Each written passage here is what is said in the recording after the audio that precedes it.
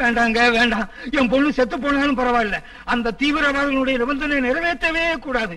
ஜெயில இருக்க விஜயாவை விடுதலை பண்ணவே கூடாது. நாட்டுக்காக தியாகம் பண்ண எத்தனையோ பெரியவங்களுடைய சரித்திர புத்தகத்துல என் பொண்ணை பத்தி 2 வார்த்தை எழுதுறதுக்கு நான் ரொம்ப சந்தோஷப்படுறேன். என் பொண்ணு பணத்தை பாக்குறதுக்கு முன்னால நான் செத்து போயிடுறேன். என்ன சாக விடுங்க, என்ன சாக விடுங்க. நீங்க ஒண்ணும் கவலைப்பட வேண்டாம், என் பொறுப்புல விட்டுடுங்க. ஆபீசர் சார், உடனே தகுந்த நடவடிக்கை எடுங்க. Yes sir. அதெல்லாம் அப்புறம் பாத்துக்கலாங்க. நம்ம கேபினட் மீட்டிங் நீங்க சொன்னபடியே இன்னைக்கு சாயந்தரம் 4:30 மணிக்கு அரேஞ்ச் பண்ணிருக்கேன். அத முதல்ல கவனிங்க. இப்ப வேண்டாம், ப்ளீஸ் ரிலாக்ஸ். நான் வரேன்.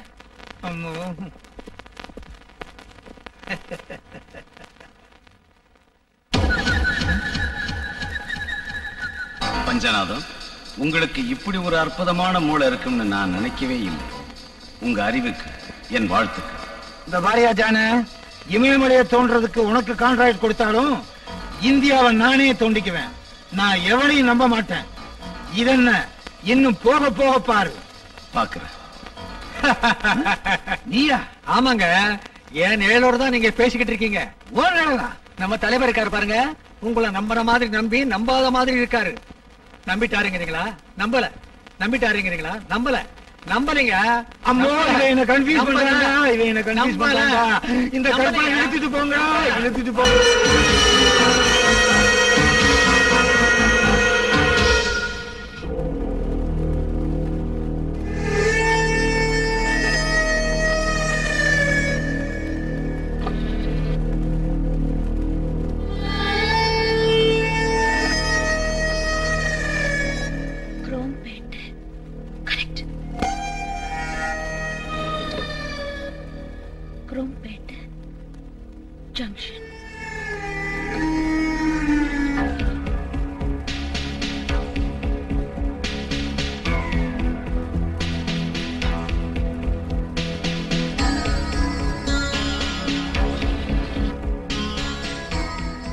பாருங்க, நீங்க 2 பேரும் போங்க.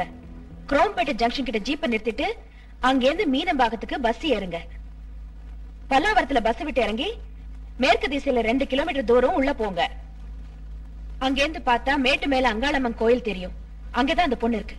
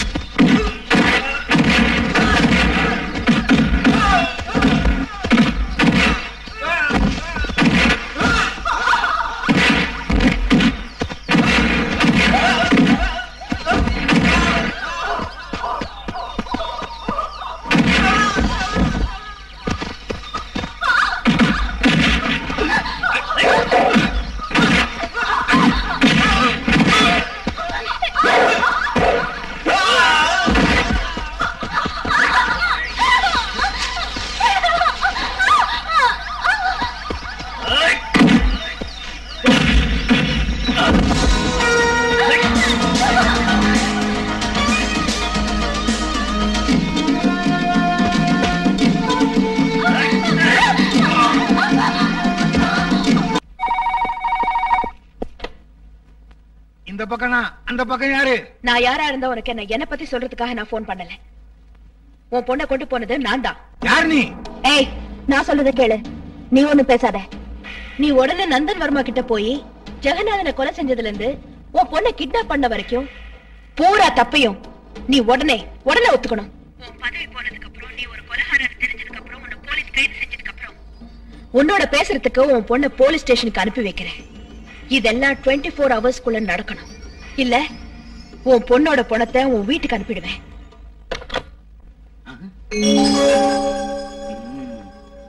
ஓ எக்கா எக்கா, இந்த வயிற்றுல நான் இப்படி சொல்லுவேன். என்னடா? மாட்டிக்கிட்டா. யாரடா? அதான் சாந்தி ரூம்ல இல்ல. இல்லையா? இந்த விஷயத்த அசோக் போன்ல சொல்லலாம். வா வா வா. எடு.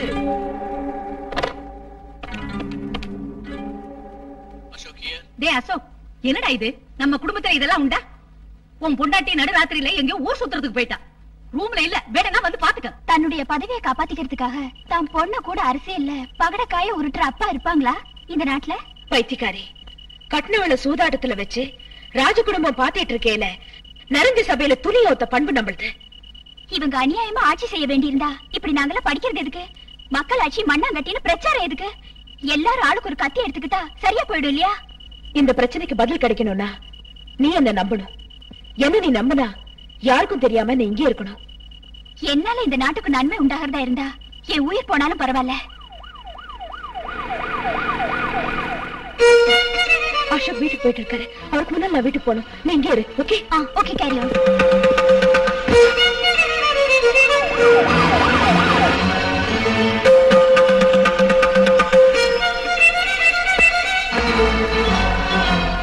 வந்துட்டான், புரிஞ்சுடும்.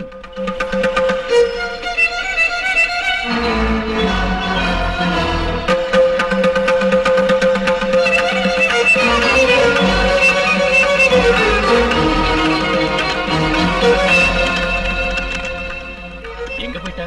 எங்க ஊர் சுத்த போறானோ யாருக்கு தெரியும்? நீயே போய் பாரு.